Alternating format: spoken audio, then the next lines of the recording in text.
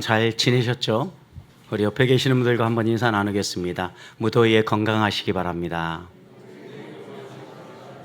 네. 아무래도 이렇게 무더울 때에는 우리의 마음을 시원하게 해줄 것들이 생각나죠. 시원한 음식이 생각나고 또 기쁜 소식들이 생각이 납니다. 아마 요즘 파리올림픽 금메달 따는 이야기들 들으면서 여러분 조금씩 시원함을 느끼십니까? 아니면 막 스팀이 끓어오르십니까? 우리나라는 금메달 5개만 목표하고 나갔다고 합니다. 왜냐하면 최근 들어서 가장 적은 수가 참여하는 올림픽이었고 또 그 어느 때보다 팀 전체 분위기가 약체 팀으로 분류가 됐다고 합니다. 그런데 어제까지 보니까 벌써 9개를 땄습니다. 2배예요, 2배. 5개 목표였는데 앞으로 딸 금메달도 몇 개 더 있어 보입니다. 기대가 막 됩니다. 그런데 올림픽 메달만 볼 때 100번째로 메달을 딴 최연소 국가대표가 화제가 되었습니다. 사격 공기소총을 쏘는 선수였는데요. 이제 고등학교 2학년입니다. 나이도 어리죠. 최연소니까. 그런데 이 친구가 사격을 시작한 것은 중학교 2학년 때 친구 따라갔다가 한번 쏴봤는데 너무 신나고 재밌더라는 거죠. 그래서 사격을 시작을 했다라는 겁니다. 아마도 그 안에 천부적 재질이 좀 재능이 있지 않았겠습니까? 여기에다가 정말 좋은 선생님을 만나서 잘 훈련받고 또 훈련받은 대로 땀 흘려 수고하고 노력함으로 아마도 이런 금메달이라는 영광을 얻지 않았을까라는 생각을 합니다.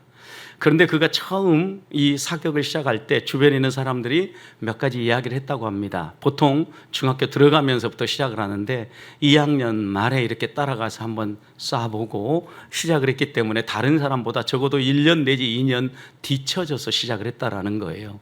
그래서 야, 너 잘할 수 있겠냐라는 여러 가지 우려가 있을 때에도 이 반효진 선수는 아주 긍정적으로 얘기를 했다라는 겁니다. 내가 비록 1, 2년 늦게 시작을 했어도 그들과 경쟁할 수 있다. 내가 가서 좀 더 열심히 땀을 흘려 수고하고 이 힘을 쓰고 예를 쓰면 따라잡을 수 있다라고 생각했다라는 겁니다. 남들보다 좀 더 열심히 하면 되지라고 생각을 하고 훈련에 임했고 또 오늘의 영광에 도달했다라는 그 반효진 선수의 이야기를 들으면서 다시 한 번 더 우리의 삶을 돌아보는 시간이 되었습니다. 예수님께서도 우리 그리스도인들이 신앙생활을 할 때 먼저 믿었다고 해서 항상 하나님 앞에서 최고가 되는 건 아님을 주님은 이렇게 얘기하셨죠. 먼저 믿은 사람들 가운데 나중 될 사람도 있고 나중 믿은 사람 가운데 먼저 될 자도 있다라고 얘기하셨습니다.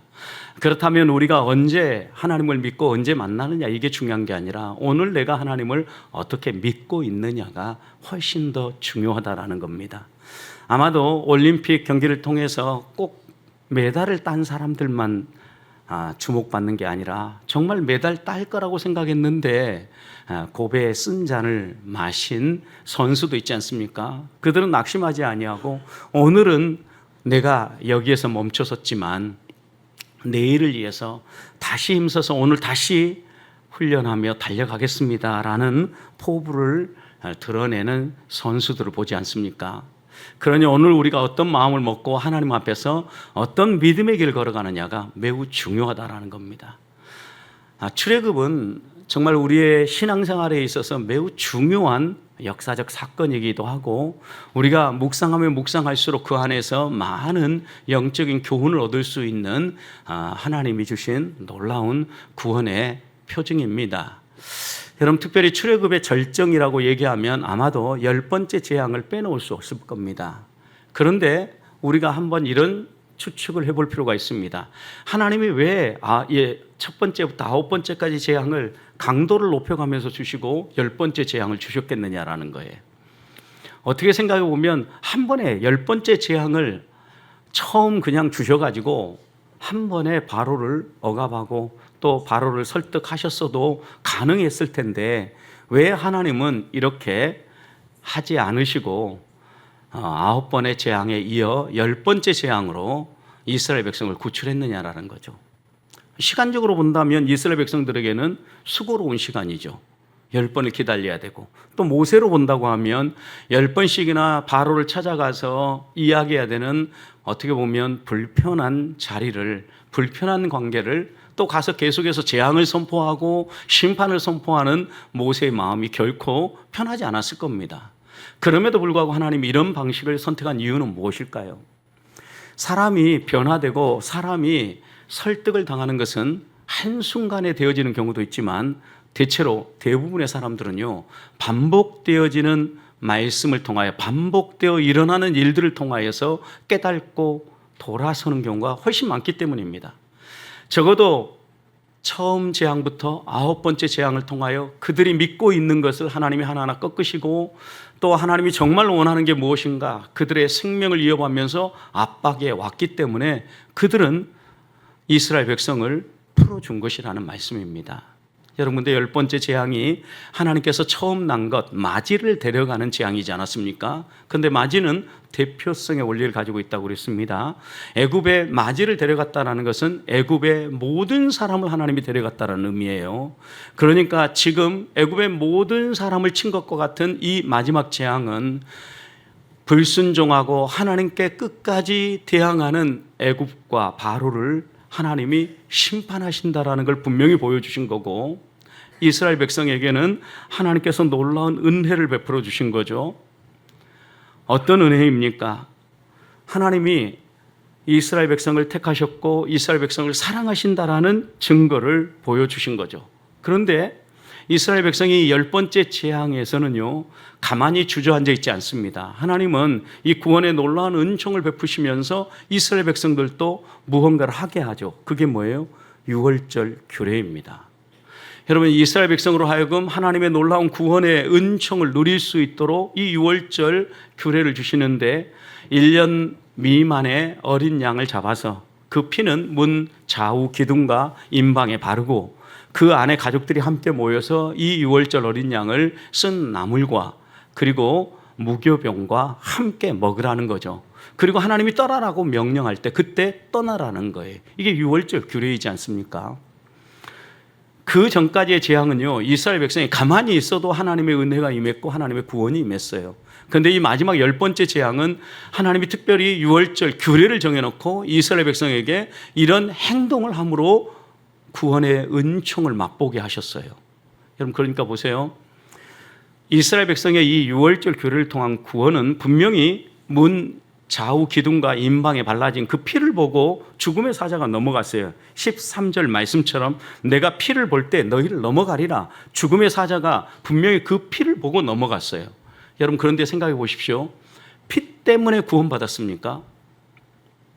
피가 아무데나 있다고 해서 무조건 구원받는 게 아니죠. 하나님의 말씀대로 어린 양을 잡고 그 어린 양의 피를 문 좌우 기둥과 임방에 발랐을 때 이런 놀라운 은혜의 역사가 일어난 거죠. 그러니 피도 중요하지만 그보다 더 중요한 것은, 여기에서 우리가 하나 또 보아야 될 것은 순종이에요. 순종. 그러니까 하나님이 하나님의 말씀에 끝까지 대적하고 불순종하는 바로와 애굽은 다 죽이셨죠. 심판하셨죠. 그런데 하나님이 주시는 말씀대로, 하나님이 주신 규례대로 순종하며 하나님 앞에 서 있는 이스라엘 백성은 구원의 놀라운 은총 가운데 찬송하며, 또 그곳에 있는 여러 애굽 사람들의 보화들을 함께 취하면서, 은금 폐물을 함께 취하면서 떠나오게 하셨다라는 거예요. 이런 놀라운 은혜를 베푼 걸 보면 우리가 다시 한 번 더 새겨야 될 것이 있습니다. 하나님은 불순종하는 사람이 아니라 순종하는 사람을 찾고 있다라는 겁니다. 하나님은 하나님의 말씀을 주실 때 언제든지 그 말씀에 순종하고자 기대하고 기다리는 사람을 하나님은 눈여겨보시고 기다린다라는 겁니다. 오늘 여호와의 유월절이라고 이야기하는 이 유월절의 식을 보십시오. 하나님이 이 말씀을 통해서 우리에게 어떻게 살라고 교훈합니까? 첫 번째 2절 말씀을 보십시오. 하나님은 이 유월절을 이렇게 지키라고 얘기합니다. 이 달이 언제입니까? 너희가 애굽에서 출발하는 이 달, 그 달이에요. 그 달을 너희에게 달의 시작이 되게 해라. 여러분, 달의 시작이 되라는 것은 이 달은요, 캘린더를 얘기하는 거예요. 달력을 의미하는 거예요. 달력의 첫 달이 되게 하라. 새로운 달력을 주고 계시는 거죠. 그리고 난 다음에 뭐라고 얘기했습니까? 해의 첫 달이 되게 해라. 그러니까 이 달이 1월이다 이렇게 얘기한 거죠. 그래서 이 이스라엘 백성들은 이 달을 아빕올이라고 부르는데, 아빕올은 곡식 새 이삭이 익어간다라는 의미예요. 아빕이라는 게. 그래서 곡식 새 이삭이 익어가는 달을 그들의 첫 달로 삼았고, 바벨론 포로 후기로부터는 이 아비볼을 바벨론어로 니산이라고 불렀어요. 그래서 니산월 아비볼이 첫 번째 달인 거죠. 태양력으로는 3월이에요. 3월. 여러분, 그러니까 보십시오. 일반적인 달력이 있어요. 태양력. 우리가 살아가는 일반 이 세상에 달력이 있는데, 하나님이 이것과 구분하여서 이스라엘 백성들에게 종교력을 하나 준 거예요. 그리고 이 출애굽부터 시작해서 너희의 시작이 되게 하라는 거예요. 어떤 시작이? 너희의 인생의 새로운 시작이고 너희의 삶의 새로운 시작이 되게 하라는 거예요. 그런데 그 시작의 핵심은 뭐가 있어요? 하나님의 구원이 있는 거죠. 그러니까 하나님의 구속 역사를 하나님이 분명하게 이스라엘 백성에게 주신 거죠. 여러분, 생각해 보십시오. 우리도 예수 그리스도를 믿기 전과 후가 대조가 됩니까? 그냥 나오다 보니까 믿었고 오늘 여기까지 왔습니까? 뭐 달라진 게 있나 없나? 뭐 없는 것 같은데 뭐 이런 생각이십니까? 그런데 여러분, 믿기 전과 믿고 난 후를요, 어떤 사람이 보면 확연하게 구분해요. 저 사람이 저런 분이 아니었는데 많이 달라졌다라고 인정할 수밖에 없는 게, 믿기 전과 후가 확실하게 구분돼요. 우리는 그 대표적인 사람을 바울로 보지요. 바울은요, 다메섹에서 예수 그리스도를 만나기 전에는 예수 믿는 사람을 핍박하는 사람이었는데, 다메섹에서 예수님을 만난 이후에는 그는 핍박하던 예수님을 증거하는 사람이 됐잖아요. 믿기 전과 믿음 후, 예수 그리스도를 만나기 전과 만남 후가 확연히 다르다라는 거죠. 여러분, 그런데 이렇게 확연히 다른 것처럼 이스라엘 백성에게도 이 출애굽을 경험하면서 여기를 너희의 인생의 분기점으로 삼으라는 거예요. 어떤 분기점으로 삼으라는 겁니까?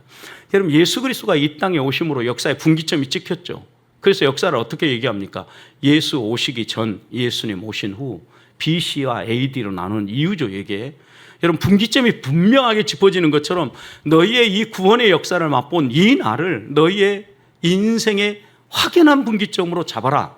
그리고 여기서부터 새 역사다. 여러분, 이스라엘 역사를 놓고 보십시오. 이미 아브라함부터 하나님이 부르실 때부터 이스라엘 시작했어요. 아브라함, 이삭, 야곱, 요셉까지. 그리고 요셉이 애굽에 들어와서 지금 400년이 지나갔잖아요. 많은 시간이 흘러갔어요. 여러 세대가 흘러갔어요. 그런데 하나님께서 이 세대에 대해서 이제는 끊고 새로운 시작으로, 새로운 달력으로 시작하라는 거예요. 왜요? 이제까지의 삶과는 전혀 다른 삶을 살라는 하나님의 말씀이죠. 바울도 예수 믿기 전과 후를 분명하게 대조하면서, 전에는 너희가 어떤 사람이라고 반복적으로 얘기합니까? 허물과 죄로 죽을 수밖에 없는 죄인들이었다라는 거예요. 여러분, 그런 우리를 에베소서 5장 8절 보면 하나님이 살리시고, 전에 너희가 어둠이지니 이제는 빛이라, 빛의 자녀처럼 행하라, 이렇게 얘기했거든요. 확연히 다르다는 거죠. 빛과 어둠이 어찌 같이 있을 수 있습니까? 누가 봐도 이건 빛이고 이건 어둠이다라고 확연하게 구분될 수 있도록 전에와 후에가 완전히 구분되어지는 게 그리스도인의 삶이라는 말씀입니다. 그래서 바울은 에베소서 4장 22절부터 24절에서 구원받은 성도의 삶에 대해서 이렇게 얘기했습니다. 너희는 유혹의 욕심을 따라 썩어져가는 구습을 따르는 옛사람을 벗어버려라. 옛사람 어떤 사람이냐? 너희의 육체의 욕심을 따라, 너희의 생각과 너희의 필요를 따라 살아가는 삶이다. 이거 벗어버려라. 대신에 오직 너희의 심령이 새롭게 되어 하나님을 따라 의와 진리로 거룩함을 입은 새 사람을 입으라. 여러분, 예수 그리스도의 구속의 은총으로 말미암아 거듭난 하나님의 사람들은 예수 그리스도의 보혈로 의롭다 칭할 받죠. 그 의와 하나님의 진리의 말씀을 붙잡고 우리가 계속해서 새로움을 추구하면서 하나님이 입혀주시는 새 사람을 입고 살아가라는 거예요. 여러분, 그러니까 하나님께서 우리에게 원하는 것은요, 옛 삶과 새 삶이 확연하게 대조되는 거예요. 그런데 이 새 삶은요, 마치 이런 거죠. 출애굽할 때에는 하나님이 이 첫 아들을, 첫 새끼를 치시는 것은 하나님이 하셨는데, 이 첫 새끼를 잃지 않고 그 첫 새끼와 함께 행복하게 사는 것은 이스라엘 백성이 하나님의 명령대로 순종할 때 주어졌어요. 다른 말로 표현하면 이런 거죠. 우리의 구원은요, 하나님의 전적인 은혜에 의해 시작이 됐어요. 그런데 구원 그 이후의 삶은 우리의 선택에 의해서, 우리의 행동에 의해서 달라진다라는 거예요. 바울은 그래서 이것을 우리에게 의지적으로 결단하고 행동할 것을 로마서 6장 13절 이하에서 이렇게 권합니다. 너희의 지체를 불의의 무기로 죄에게 드리지 말고 너희의 지체를 의의 병기로 하나님께 드려라 라고 얘기합니다. 여러분, 누가 누구에게 명령하는 겁니까? 하나님이 우리에게 말씀하시는 거죠. 여러분, 우리가 하나님 앞에서 불의의 도구로 쓰여질 수도 있고 의의 도구로도 쓰여질 수 있는데, 이것은 누구의 선택이라는 거예요? 내 선택이라는 거예요. 하나님이 이미 우리를 구원하시고 우리에게 구원의 은총을 베풀어 주셨는데, 그것에 감사하면서 우리의 삶을 하나님과 하나님 나라와 하나님이 기뻐하실 일에 사용하라는 거예요. 하나님 우리에게 주신 게 무엇입니까? 우리의 몸, 신체, 우리의 시간, 또 우리의 재물, 또 우리의 재능, 이런 것들을요, 하나님 나라와 하나님 영광을 위해서 쓰라는 거예요. 하나님이 원하시는 거예요. 의지적으로 드리라는 거예요. 사랑하는 성도 여러분, 우리는 이 유월절을 보면서 하나님 앞에서 예수 그리스도를 만나고 구원받은 게 내 인생의 분기점이고 내 인생의 새로운 출발점이라는 것을 알고 있습니까? 그리고 그 첫사랑을 가지고 오늘도 믿음의 길을 걸어가고 있습니까? 하나님은 우리에게 항상 이 첫 출발을 되돌아보라고 얘기합니다. 그래서 여호와의 유월절이라고 이야기한 다음에 14절을 보십시오. 이 날을 너희가 기념하여서 영원히 지키라고 이야기를 합니다. 우리에게 구원받은 이 날을 우리가 영원히 지키도록 하기 위해서 우리 주님도 떠나시면서 성찬 예식을 제정해 주셨고, 성찬 예식을 통해서 우리가 얼마나 이런 놀라운 구원의 은총을 누리고 있는가를 돌아보게 하는 거죠. 여러분, 그러니까 우리의 시작이 어떻게 시작이 되었는가 잊지 마십시다. 우리에게 온 이 구원의 은총을 다시 한번 마음에 새기면서 우리들이 오늘 옛사람은 벗어버리고 새 사람을 덧입어서 하나님이 기뻐하시는 삶을 살기 위해서 의지적으로 우리의 지체를, 우리의 가진 모든 것을, 우리의 시간들을 하나님께 드리고자 힘써야 합니다. 아무리 힘들고 어려워도, 또 폭염이 우리를 흔들어 놓아도 오늘 하루를 살아가면서 하나님의 영광을 위한 일은 무엇인가? 하나님을 기쁘시게 하기 위해서 내가 의지적으로 결단하고 드려야 될 건 무엇인가? 마음속에 새기면서 실천하는 성도들이 되시기를 주님의 이름으로 축복합니다. 두 번째 6절 말씀을 보십시오. 하나님께서 유월절 어린 양을 잡으라고 하는데 이달 열 나흘까지 간직하였다가 해질녘에 잡으라 라고 이야기를 합니다. 여러분, 그런데 이 어린 양을 언제 준비하라고 얘기합니까? 3절을 보십시오. 이달 열흘에 너희 각자가 어린 양을 취하라 그랬어요. 여러분, 10일에 취해가지고 14일 저녁 해질 때에 잡으라는 거예요. 4일 동안 간직하라는 거예요. 왜 간직하게 했을까요? 성경은 그것에 대한 이야기가 나오지 않아요. 여러분, 그런데 여기서부터 우리가 한번 마음속에 이 간직하라고 했을 이유에 대해서 한번 생각해 볼 필요가 있어요. 여러분, 4일 동안 양을 돌보면서, 어린 양을 돌보면서 먹이를 주고 4일 후에 이 어린 양을 잡을 것을 생각해 보십시오. 무엇을 생각했겠습니까? 왜 이 양을 잡아야 되지? 왜 이 양이 죽어야 되지? 왜 우리는 이 양을 먹어야 되지? 많은 생각을 4일 동안 하지 않았겠어요? 아무 생각 없이 잡아먹으라 그러니까 잡아먹고 그냥 모든 게 끝나버렸다면 이 어린 양에 대해서 더 이상 생각할 시간을 갖지 못했을 거예요. 4일이라는 시간을 통해서 이들은 충분히 이 어린 양이 무슨 의미가 있는가, 왜 이 어린 양을 잡아먹어야 되는가 돌아봤을 거예요. 여러분, 생각해 보십시오. 우리가 분주히 막 달려갈 때는 주변이 잘 안 보여요. 그런데 여유를 가지고 걸어보십시오. 그러면 평소에 보지 못했던 것들이 하나하나 보이기 시작하죠. 여러분, 그래서 우리의 삶의 속도를 늦춰야만 하나님이 우리를 향하여서 어떤 계획을 가지고 있는가가 하나씩 보인다고 얘기해요. 분주한 삶에는 그래서 영성을 추구하며 살기 쉽지 않다고 그래요. 어떤 사람은 심지어 분주함은 죄다라고 이야기를 합니다. 여러분, 우리 안에 이 분주함과 싸워야 될 필요가 있어요. 왜? 하나님의 뜻을 따라 살기 원합니다. 하나님의 사람으로 살기 원합니다. 그런데 우리는 너무 분주해요. 분주해가지고 내 생각, 내가 계획한 대로 달려가기도 바빠요. 하나님이 우리에게 주시는 말씀을 마음에 품을 시간적 여유가 없다고요. 어느 정도냐면요, 우리는 휴가 가서도 분주해요. 휴가 가서도 어디 여행을 가보면요, 새벽부터 뺑뺑이 돌기 시작해가지고 하나라도 더 벌려고 막 돌기 시작해요. 그래가지고 휴가 가고 놀고 왔고 쉬고 왔으면은 얼굴이 반짝반짝 빛나야 되잖아요. 근데 막 아파요. 그래가지고 그 주일날 못 온대. 왜? 휴가 가서 잘 놀고 왔으면 기쁨으로 나와서 예배 드려야 되잖아요. 그러니까 우리는 놀러 가서도 전투적이에요. 근데 하나님이 우리에게 힘을 주신 이유가 뭐예요? 돌아보고 내 삶의 자리에서 떠나서 내 삶을 한번 관조도 해보고 하나님이 내게 어떻게 살기를 원하는가, 이 살아가는 나와 다르게 살아가는 사람들의 삶도 보면서 나는 이런 게 좀 부족하구나, 이렇게 살았으면 좋겠구나, 이러면서 여행의 의미도 찾고 내 삶에 다시 한 번 더 힘을 얻어야 될 거 아닙니까? 여러분, 4일이라는 시간은 분명히 중요한 시간이에요.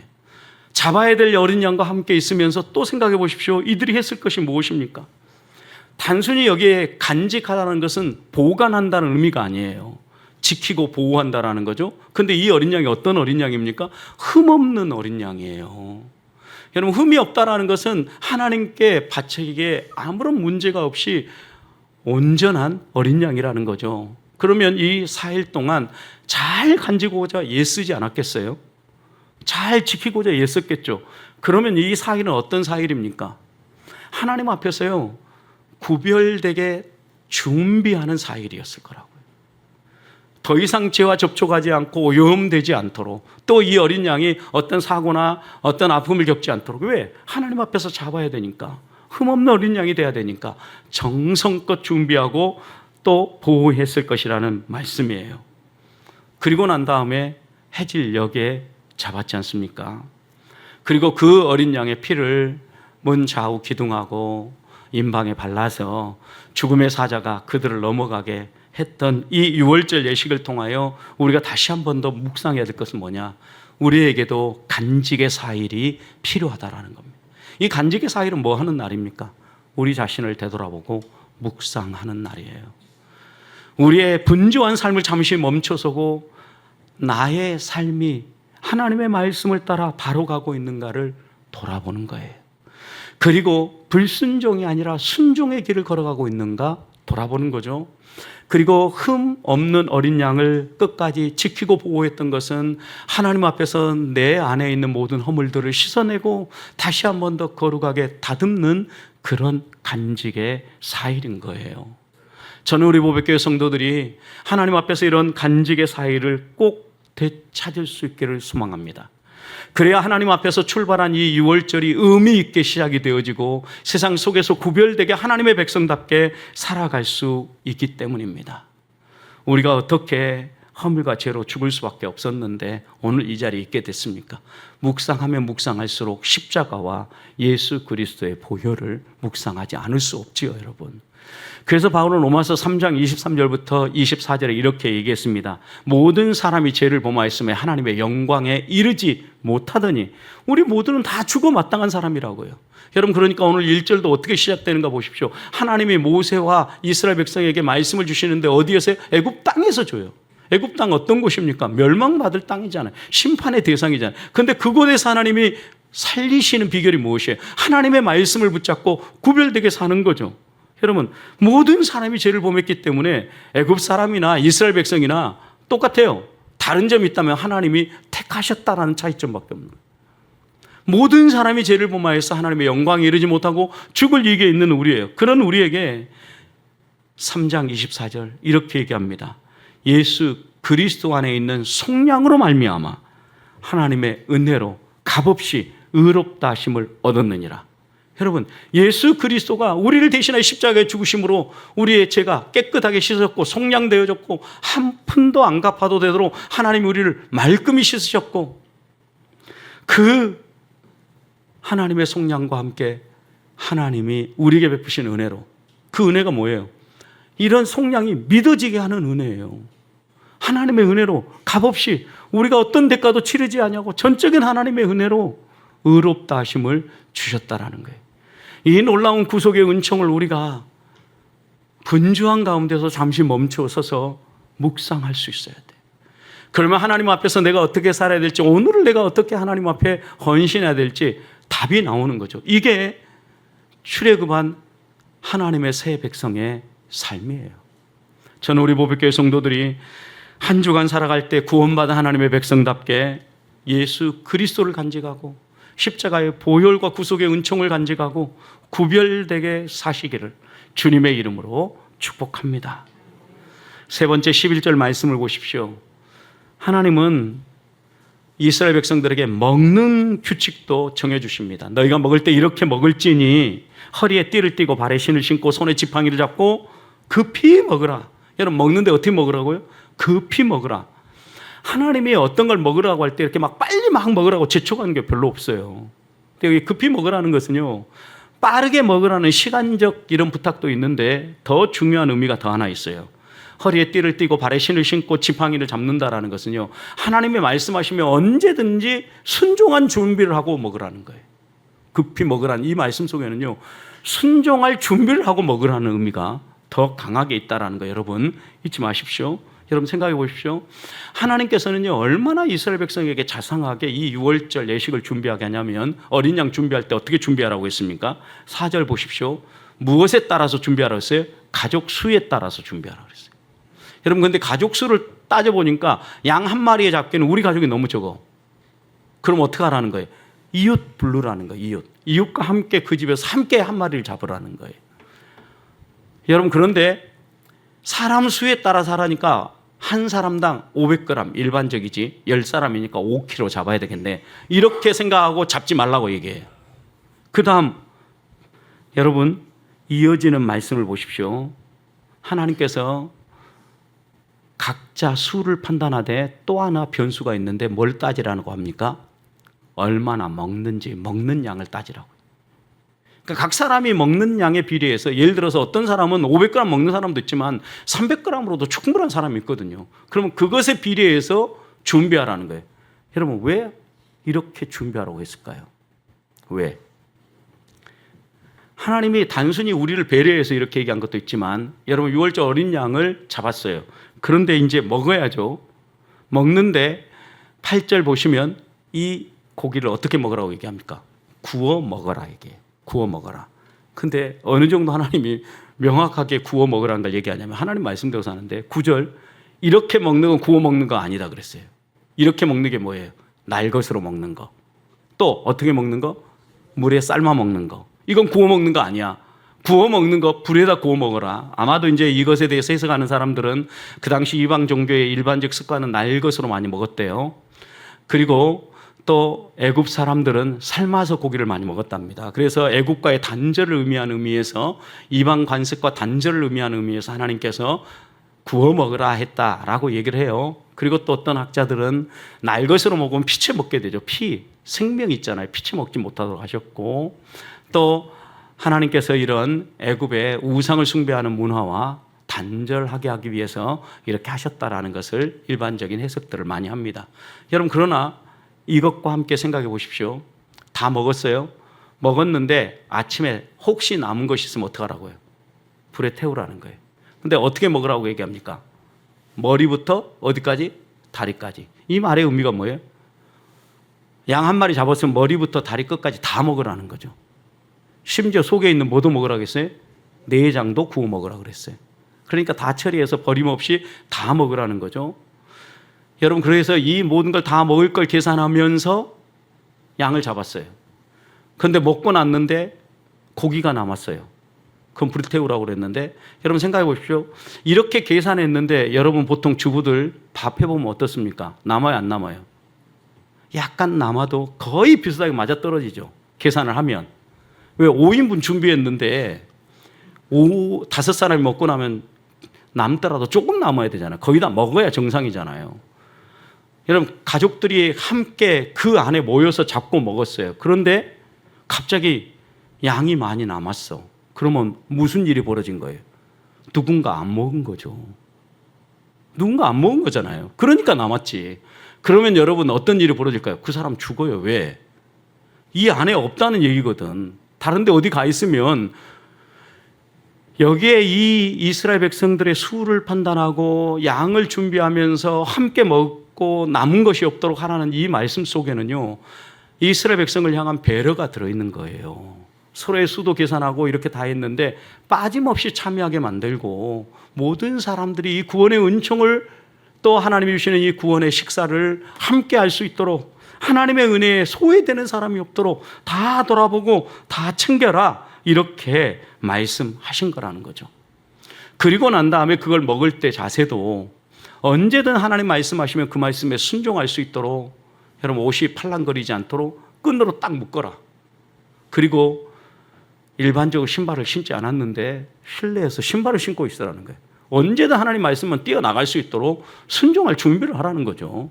그 다음에 지팡이를 짚고 먹으라는 것은 이스라엘 백성이 지팡이를 짚을 때는요, 일반적으로 먼 거리를 여행할 때, 그러니까 이 여행이 짧은 여행이 아니라 한참 긴 여행, 잠깐 나갔다 오는 여행이 아니라 긴 여행이 될 것을 하나님이 지팡이를 짚으라고 한 거죠. 여러분, 이 말씀들을 하나하나 묵상해보면 묵상해볼수록 하나님은 우리가 순종할 준비를 하고 하나님의 은혜 안에서 살기를 원한다라는 거예요. 여러분, 우리가 하나님 앞에 6월절 식사를 하며 교례를 지키며 하나님 앞에 예배하러 올라왔습니다. 여러분, 근데 어떤 마음으로 예배에 참여하고 어떤 마음으로 예배를 드리라는 거예요? 하나님이 말씀을 주시면 그 말씀에 어떠할 각오를 하고 언제든지 순종할 마음을 가지고. 그런데 순종을 어떻게 하라고요? 어떻게 하라고? 즉시 급히 먹으라. 즉시 할 마음을 가지고 준비하라는 거예요. 여러분, 순종은요, 즉시 하지 않으면 변해요. 항상 우리에게 문제가 되는 것은 머뭇거림이에요. 소돔과 고모라가 멸망할 때 하나님은 떠나라고 했어요. 떠나지 않아요. 천사가 강제적으로 이끌어서 꺼냈어요. 그런데도 미련이 남아가지고 노새 아내는 어떻게 합니까? 뒤돌아봅니다. 소금 기둥이 되어버렸잖아요, 여러분. 하나님이 우리에게 머뭇거림이 얼마나 문제를 가져오는지를 분명하게 경고하고 있는 거거든요.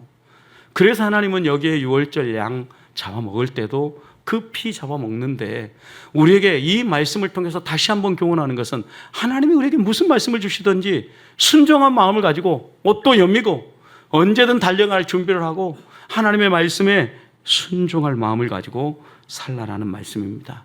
사랑하는 성도 여러분, 한 주간 생활할 때 우리가 살아가는 이 세상은 세상의 가치가 지배하는 곳입니다.